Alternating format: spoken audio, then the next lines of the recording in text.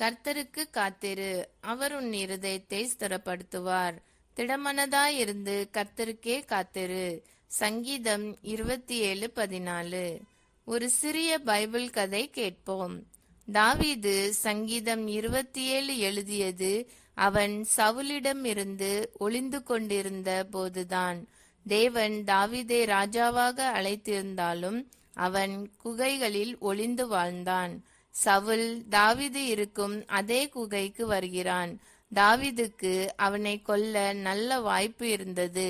ஆனால் தாவீது கர்த்தருக்காக காத்திருக்க முடிவு செய்தான். அவன் சொன்னான், அவரே கர்த்தரால் அபிஷேகம் பெற்றவர், நான் அவர் மேல் கை வைக்க மாட்டேன். தன்னுடைய விருப்பத்தை விட தேவனுடைய காலத்திலேயே நம்பிக்கை வைத்தான். நாம் எல்லோரும் ஜெபிப்போம். அன்பின் பரலோக பிதாவே, என் இதயம் தளரும்போது உமக்கு எதிர்பார்த்து காத்திருக்க எனக்கு கிருபை தாரும். தாவீது போல உம் வேலைக்காக காத்திருக்க கற்றுத்தாரும்.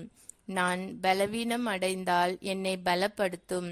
நான் பயந்தால் தைரியம் தாரும். நீர் என் வாழ்க்கையில் செயல்படுகிறீர் என்று நம்பிக்கை எனக்கு தாரும். இயேசுவின் நாமத்தில் ஜெபிக்கிறேன். ஆமேன்.